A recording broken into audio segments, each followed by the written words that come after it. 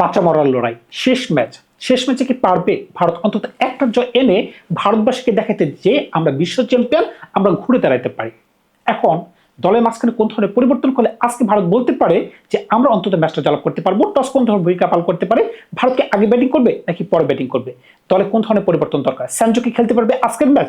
যদি সঞ্জুকে খেলানো হয়, উপর থেকে কাকে বসানো হবে? অভিষেক শর্মা, নিচে থেকে তিলক বর্মা, ঈশান কিষান নাকি ভৈভব সূর্যবংশী? অনেকগুলো অপশন কিন্তু আছে। বিশেষ করে এর আগের ম্যাচে কিন্তু ভারত দুইটা পরিবর্তন করেছিল, কিন্তু একটা পরিবর্তন কিন্তু ইফেক্টিভ আসে নাই। আপনি খেয়াল করে দেখেন, হার্ষিত রানা তাকে বেঞ্চে বসানো হয়েছিল, প্রসিদ্ধ কৃষ্ণ দলের মাঝখানে খেলতে পেরেছিল, ওই ধরনের বোলিং তিনি করতে পারেন নাই। এমনকি বরুণ চক্রবর্তী প্রিমিয়াম বলার, তাকে ড্রপ করানো হয়েছিল। অন্যদিকে ওয়াশিংটন সুন্দর তাকে খেলানো হয়েছিল, যে ব্যক্তি 5 বলে 3 রান করতে পারছে ব্যাটিং করে, এমনকি 1 বল করে 19 রান দিতে পারছে। ভাই, তাহলে আপনি কিভাবে এই দলে খেলতে পারবেন? আপনি খেয়াল করে দেখেন, দলের মাঝখানে যদি শুধুমাত্র একজন প্লেয়ার থাকতে পারতেন, হার্দিক পান্ডিয়া, তাহলে কিন্তু ভারতীয় দলটাকে দেখতে অন্যরকম লাগতো। কি কারণে? তিনি বল করতে পারতেন, তিনি ব্যাট করতে পারতেন, তিনি পারপথে বল করতে পারতেন, মিডল ফেজে বল করতে পারতেন, তিনি গান ফিল্ডার ছিলেন। এই দলটা কিন্তু দেখতে অন্যরকম লাগতো। আপনি খেয়াল করে দেখেন, গত ম্যাচে অক্ষর প্যাটেল 2 ওভার দিছে 25 রান, শিবম দুবে 1 ওভারে 15 রান, এমনকি ওয়াশিংটন সুন্দর 1 ওভারে 19 রান। যদি 4 ওভারে যদি 60 রান যদি খায়, তাইলে বাকি দল কি করবে? টার্গেট ছিল 158 বা 159, 4 ওভারে তো খেলা শেষ। এখন ভারত আজকে কোন ধরনের পরিবর্তন করতে পারে? সবার যেটা দাবি, সঞ্জুকে অবশ্যই একটা ম্যাচে হলেও যেন খেলানো হয়। তিনি কি আজকের ম্যাচে খেলতে পারবেন? গৌতম গম্ভীর কি নিজের অবস্থান থেকে পরিবর্তন করবে? কি কারণে? তিনি কিন্তু তাকে ড্রপ করে দিচ্ছেন, এমনকি জিম্বাবুর টোরে তাকে দলে রাখেন নাই। এই যে একটা চাপ তিনি ক্রিয়েট করে ফেলছেন, নিজের মাঝখানে যে একটা ইমেজ তিনি ক্রিয়েট করে ফেলছেন, তিনি কি সেই ইমেজ থেকে বেরোতে চাইবেন, নাকি তার ইগুর কারণে ভারত হোয়াইট ওয়াশ হবে? একটা ম্যাচও ভারত জয়লাভ করতে পারবে না। আপনি খেয়াল করে দেখেন, নামি দামি ব্যাটসম্যান ঈশান কিষান টি-20 র্যাঙ্কিংয়ের 1 নম্বর ব্যাটসম্যান, কিন্তু তার কোনো ছন্দ নাই। কি কারণে? যে ব্যাটসম্যানটা আপনি খেয়াল করে দেখেন বিগত 2 বছর ধরে দুর্দান্ত ছন্দে ছিল। আপনি যদি দেখেন এশিয়া কাপে দুর্দান্ত ছন্দে ছিলেন, এরপরে টি-20 বিশ্বকাপে দুর্দান্ত ছন্দে ছিলেন, এরপরে আপনি দেখেন আইপিএলে প্রত্যেকটা ম্যাচের জন্য তিনি আগুলে গুলার মতো ব্যাটিং করতে পারতেছিলেন, এমনকি তার টিমকে তিনি লিড পর্যন্ত দারুণ ভাবে। এরকম একটা অবস্থায় তার ফর্ম হঠাৎ করে কেন গায়েব হয়ে গেল? একটা মাত্র কারণ, তিনি শর্ট বল খেলতে পারতেছে না। শুধুমাত্র কি উনি খেলতে পারতেছে না, আপনি খেয়াল করে দেখেন ভৈভব সূর্যবংশী, যে কিনা আইপিএলে কোন ধরনের দুর্দান্ত ব্যাটিং করতে পারতেন, আমরা ধরে রেখেছিলাম এই প্লেয়ারটা যখনই দলের মাঝখানে ঢুকবেন যে কোনো বলারকে তিনি তুলোধনা করে ফেলবেন। কিন্তু ইংল্যান্ডের কন্ডিশনে বলারকে তুলোধনা করাটা সহজ, কিন্তু আপনাকে ওই ধরনের টেকনিক জানতে হবে। আপনি শরীর বরাবর বল, আপনি দেখেন দুইটা ব্যাটসম্যানের যদি উদাহরণ দিই, দুজনকে কিন্তু সেম বল দেওয়া হচ্ছে, একজনকে ইনসুইং বল দেওয়া হচ্ছে, একজনকে আউটসুইং বল দেওয়া হচ্ছে, কিন্তু দুজনকে কিন্তু বুক বরাবর বল দেওয়া হচ্ছে, মানে শর্ট বল দেওয়া হচ্ছে। কাকে দেওয়া হচ্ছে? অভিষেক শর্মা, তাকে শর্ট বল দেওয়া হচ্ছে, কিন্তু অফ স্টেপের বাইরে। আর ভৈভব সূর্যবংশী কোন ধরনের বল দেওয়া হচ্ছে?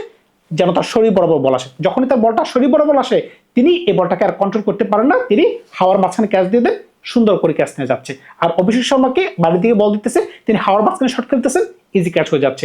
এমনকি সেম ফর্মুলাতে ঈশান কিষান আউট হয়ে যাচ্ছে। ভারতের যখনই অভিষেক শর্মা উপর থেকে রান করতে না পারতেছেন, ঈশান কিষান যদি রান করতে না পারেন, এমনকি সঞ্জু যদি রান করতে না পারেন, তাইলে কিন্তু ভারত কিন্তু ফেসে যেতেছে। এখন নতুন করে ভৈভব সূর্যবংশীর জায়গা দেওয়া হচ্ছে, তিনি কিন্তু রান করতে পারতেছে না। তবে আশার বাণী হচ্ছে, গত ম্যাচে কিন্তু দলের ক্যাপ্টেন শ্রেয়াস আয়ার অবশেষে একটু রানের দেখা পাইছেন, তবে স্পিনের প্রতি তিনি মনে হচ্ছিল বেশি এগ্রেশন দেখাইতে পারতেছেন। আমি খেয়াল করতে পারছিলাম গত ম্যাচে যে তিনি 19 বলে 44 করতে পারছেন আদিল রশিদের বলে, কিন্তু অন্য যত বলার আছে তাদের বল কিন্তু রান করতে পারতেছেন না। তাহলে আজকে দলের মাঝখানে কোন ধরনের পরিবর্তন করবে? ভাই, আজকে জেনুইন বলার নিয়ে নামেন, জেনুইন বলার, এছাড়া কোনো পরিবর্তন তো আমি বুঝতে পারতেছি না।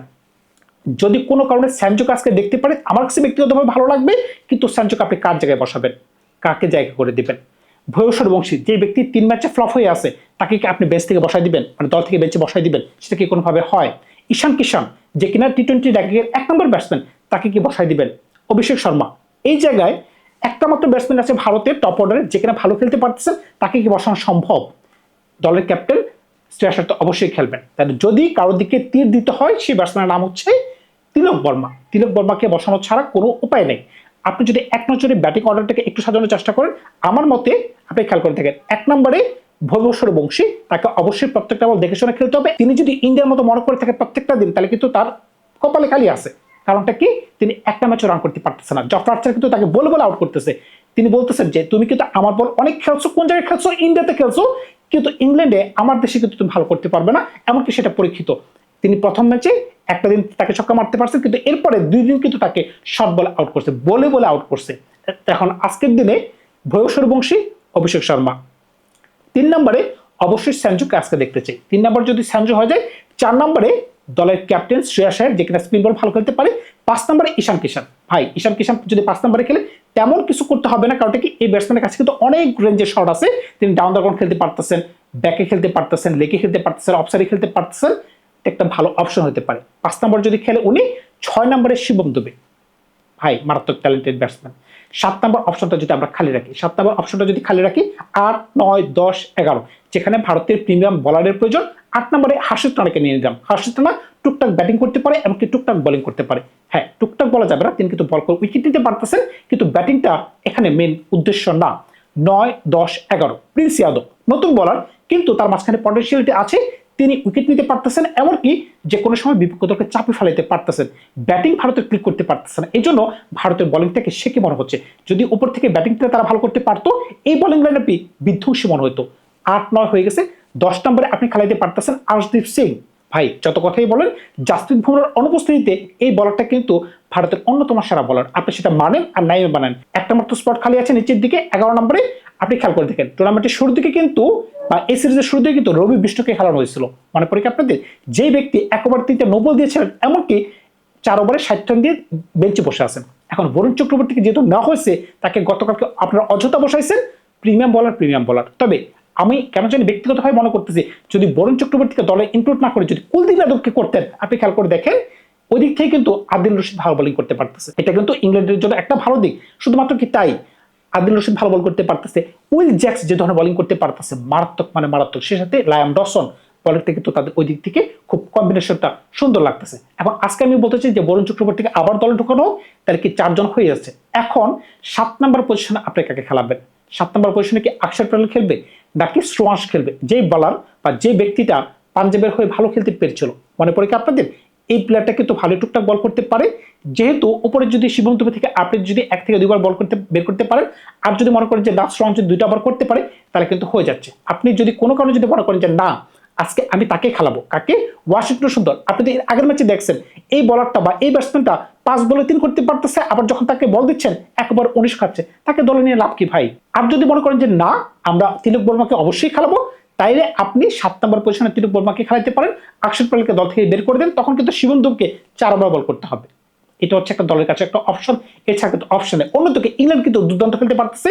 উপর থেকে Phil Salt, Jos Buttler, Harry Brook, Tom Banton, Sam Curran সবাই কিন্তু দুর্দান্ত ছন্দে আছেন। এমনকি উপরে এত ব্যাটসম্যান তাদের লাগতেছেও না, তারা কিন্তু দুর্দান্ত ছন্দে আছেন। এমনকি জফরা আর্চার গতকালকে যে ধরনের বল করতে পারছেন, আগুনের গোলা 4 ওভার বল করে তিনি মাত্র 20 রান দিয়েছেন, 2টা উইকেট তুলে নিয়েছেন। এমনকি জশ টাং দুর্দান্ত ছন্দে আছেন। এই দলটাকে আটকানো কিন্তু এতটা সহজ ব্যাপার হবে না। এমনকি তারা কিন্তু চাইবে ইংল্যান্ডের বাড়িতে তারা যেন তাদেরকে হোয়াইট ওয়াশ করে দিতে পারে। ভাই খেলা এত সহজ হবে না। এখন যারা আজকে টস জিতবে তার কাছে কোন ধরনের সিদ্ধান্ত নিতে পারে? ব্যাটিং এর সিদ্ধান্ত নেবে নাকি ফিল্ডিং এর সিদ্ধান্ত নেবে? আজকে আমি বলতে চাই, টস আসলে ম্যাটারই করে না। টি20তে আপনি ভালো খেলবেন, আগে ব্যাটিং করার পরে ব্যাটিং করেন। যদি আপনি পার্টিকুলার ফেজে আপনি ভালো খেলতে পারেন, আপনি আগে ব্যাট করে জিততে পারবেন, এমনকি পরে ব্যাটিং করে জিততে পারবেন।